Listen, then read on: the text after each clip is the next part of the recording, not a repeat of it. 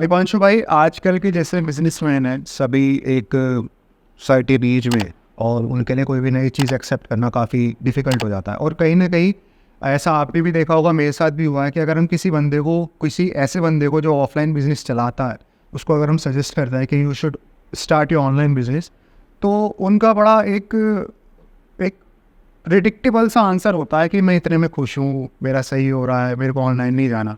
हालांकि खुश कोई नहीं होता, अंबानी जी भी पैसा कमाना चाहते हैं, तो पैसा हर कोई कमाना चाहता है, ग्रो हर कोई होना चाहता है, बट कहीं ना कहीं उनके साथ एक ट्रस्ट फैक्टर काम नहीं करता। ऐसा क्यों होता है कि वो इस चीज़ को अभी एक्सेप्ट नहीं कर पा रहे? और भाई, जो बिजनेस ओनर्स हैं आजकल की, ठीक है, मेरी एज में भी हैं, आपकी एज में भी हैं, और कुछ एजड लोग भी हैं। जो आदमी ऑफलाइन ही बिजनेस कर रहा है, ऐसा नहीं है कि सबको नॉलेज नहीं है या सब इस बात को नहीं समझेंगे।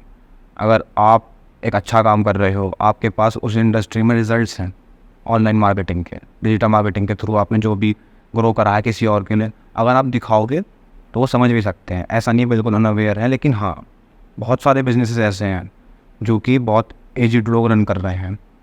वो टेक्निकल चीज़ों से बहुत ज़्यादा अनअवेयर हैं, उन्हें एक्चुअल में फ़ोन चलाना भी ठीक से नहीं आता है, तो वो इस चीज़ को बहुत ज़्यादा रिस्की समझते हैं और वो उनकी समझ से थोड़ा सा परे हो जाता है।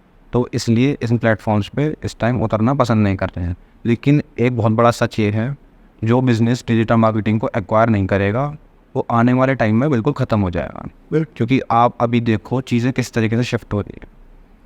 पहले टीवी पर ऐड चलते थे, उनकी जगह ओटीटी प्लेटफॉर्म्स आ चुके हैं। आज फूड मंगाने के लिए आपको बाहर नहीं जाना पड़ता, आपका टाइम बचता है। उस टाइम में आप अपना कोई भी प्रोडक्टिव काम कर सकते हो, ठीक है। ज़ोमैटो है, स्विगी है, मेडिसिन तक इस टाइम ऑनलाइन लोग परचेज़ कर रहे हैं। शॉपिंग तो बहुत पहले स्टार्ट हो गई थी, लेकिन इंडिया में लोग फिर भी कम कर रहे थे। लेकिन जब से कोरोना आया तो आपने देखा कि कैसे शट डाउन हुआ सब कुछ। हाँ, जितने भी लोग फिजिकल एक्टिविटी वाले, सब खत्म हो चुके थे। लेकिन सिर्फ एक ही इंडस्ट्री थी डिजिटल मार्केटिंग की, जो अपना अच्छा रनिंग कर रही थी। जिस आदमी का बिजनेस ऑनलाइन था, ऑनलाइन शिफ्ट था, वो सर्विस भी दे रहा था, अगर मतलब फिजिकल सर्विस नहीं है। और जो प्रोडक्ट सर्विस वाले थे, उन्होंने भी अच्छा ग्रो करा है, बल्कि इंडस्ट्री और तेज़ ग्रो करी, उन लोगों को और ज़्यादा फ़ायदा हुआ। जबकि ऑफलाइन बिजनेस शट डाउन हो गए, वो कोरोना टाइम में और ज़्यादा ग्रो हो गए। और इस चीज़ को देखते हुए बहुत सारे बिजनेसेस ने अपना इसको अडेप्ट करा, और इस टाइम इंडिया में बहुत सारे लोग अवेयर हैं इस चीज़ से। और डिजिटल मार्केटिंग एक बहुत ही पावरफुल प्लेटफॉर्म है। अपने बिज़नेस को ऑनलाइन ले जाना का मतलब है कि आप 24/7 अपने कस्टमर के साथ कनेक्ट हो सकते हो किसी भी तरीके से। एक छोटी सी बात करते हैं, सिर्फ एक वेबसाइट को समझते हैं। बहुत सारे बिजनेसेस की वेबसाइट्स भी नहीं होती हैं। इस टाइम जो ऑफलाइन ट्रांजैक्शन हो रही है, वो कहीं ना कहीं ऑनलाइन कनेक्टेड है। अब आप खुद देखो, आपने कोई बैनर देखा या कुछ देखा, किसी भी चीज़ का प्रोडक्ट देखा, और आप उसके बारे में थोड़ी सी इंफॉर्मेशन चाहते हो, तो आप उसे कहाँ ढूंढोगे? तो गूगल, यूट्यूब। गूगल करोगे, सीधी सी बात है। अगर आपकी वेबसाइट ही नहीं है तो वो आपको कैसे ढूंढेगा आदमी? हाँ, बिल्कुल सही बात है। सीधी सी बात है। तो हर ऑफलाइन ट्रांजैक्शन इस टाइम ऑनलाइन कनेक्टेड है। बिजनेस को यही नहीं पता, वो ऑफलाइन तो कर रहे हैं बहुत अच्छे से, लेकिन अगर मैं कुछ भूल गया, मुझे नाम भी याद नहीं आ, थोड़ा सा हिंट याद है, और मैं क्या करूँगा, पहला स्टेप है ये, गूगल जाकर सर्च करूँगा। तो एक वेबसाइट होना कितना इंपॉर्टेंट है।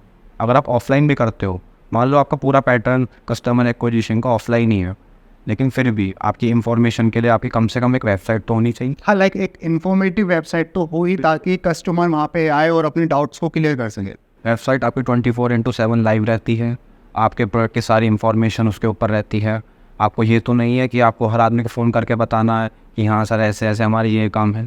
अगर आपका बिल्कुल ही ऑफलाइन है तो यही चीज़ है, वो नंबर होगा ज़्यादा, आपको फ़ोन करेगा और आपसे पूछेगा कि हाँ भाई क्या क्या है आपके पास, मुझे सर्विस चाहिए, ठीक है। और क्या है, लिमिटेड हो गया, 10, 15, 20 लोगों से कनेक्ट हो जाओगे। लेकिन आपकी वेबसाइट है, 24/7 आपकी दुकान, कभी भी आपसे कोई कांटेक्ट कर हाँ, उसकी तो कोई लिमिट ही नहीं है, कभी भी कितना भी ट्रैफिक आ सकता है। और कुछ सर्च कर सकता है आपको, आपकी इन्फॉर्मेशन सारे प्रोडक्ट की ले सकता है, आपसे कांटेक्ट कर सकता है।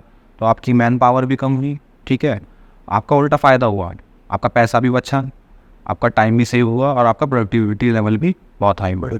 तो एक सिंपल वेबसाइट होने के भी इतने सारे फ़ायदे हैं। एक छोटी आपकी ऑनलाइन दुकान है जो कि 24/7 एक्टिव है। और ऑफलाइन स्ट्रक्चर देखोगे आप तो कितना पैसा खर्च करना पड़ता है। हाँ भाई, आपके पास लैंड भी होना चाहिए, फिर आपको इंफ्रास्ट्रक्चर भी रेडी करना है, लेकिन वेबसाइट कॉस्टिंग इतनी नहीं आती है। और फिर उसकी मार्केटिंग, अगर ऑफलाइन मार्केटिंग करो तो बैनर्स, न्यूज़पेपर, जो कि बहुत ज़्यादा कॉस्टली हो जाता यही चीज़ें जो ट्रेडिशनल मार्केटिंग बोलते हैं इसको, भाई टीवी एडवर्टीजमेंट हो गया, बैनर का यूज़ करना हो गया, फिर पैम्पलेट्स वगैरह जो बिजनेस यूज़ करते थे, यही चीज़ें फेसबुक और गूगल दोनों ही एडवर्टीजमेंट प्लेटफॉर्म हैं। शायद बहुत सारे लोगों को पता भी ना हो, उनका मेन इनकम सोर्स ही यही है कि बैक एंड से मार्केटर्स ऐड चलाते हैं और उन ऐड का रिवेन्यू फेसबुक के पास आता है और उससे उसे फ़ायदा होता है। अब ज़्यादा से ज़्यादा स्पेंड कौन करेगा? भाई जिसका बिजनेस ग्रो कर रहा है। अब फेसबुक अराउंड $85 बिलियन की नेटवर्थ रखता है, तो वो इतना पैसा क्यों आ गया? भाई बिजनेसेस को प्रॉफिट हो रहा है ना, वो जिस हिसाब से स्पेंड कर रहे हैं तो उनके पास मनी आ रहा है।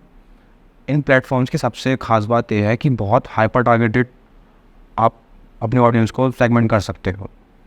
जैसे कि मेरा कोई प्रोडक्ट है, फीमेल रिलेटेड प्रोडक्ट रखता हूँ मैं, और मुझे मेरे डेमोग्राफिक्स पता है कि भाई ये प्रोडक्ट मेरा 18 से 40 साल तक के ही लोग ही खरीदेंगे फीमेल्स पर, तो मैं इन प्लेटफॉर्म्स के थ्रू एक्चुअल में 18 से 40 साल तक का एज ले सकता हूँ डेमोग्राफिक्स में अपने, और जेंडर खाली फीमेल चूज़ करके, यहाँ तक कि इंटरेस्ट भी चूज़ करके।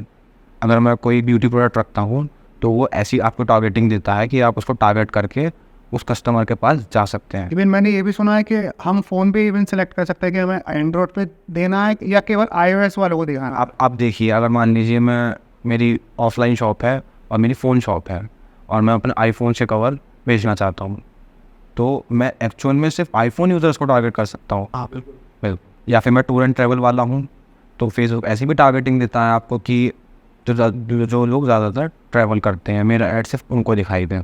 तो आप कितना पावरफुल है, एक्चुअल में आप उसके पास जा रहे हो जो आपका प्रोडक्ट खरीदना चाहता है।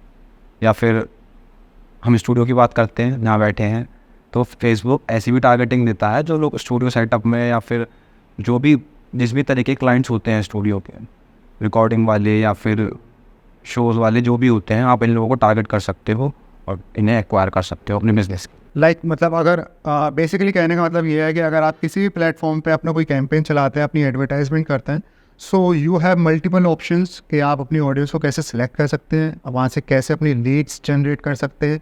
इवन आप एरिया सेलेक्ट कर सकते हैं, जेंडर सेलेक्ट कर सकते हैं, किस डिवाइस पे दिखाना चाहते हैं वो सिलेक्ट कर सकते हैं। सब कुछ आप पे हाथ में, और उसके बाद भी अगर आप नहीं कर रहे तो फिर गलती आपकी होगी। और धन्यवाद दीपांशु भाई, आपने समय निकाला और हमारे दर्शकों को इतना कुछ बताया। बिल्कुल गौरव भाई, सबसे पहले तो आपका ही थैंक यू, आपने मुझे बुलाया, एक अपॉर्चुनिटी दी अपने साथ। और एक अच्छी बात है, नॉलेज को शेयर करते रहना चाहिए, मेरा यही मानना है। कुछ लोगों को फ़ायदा हो इससे अच्छी कोई बात नहीं।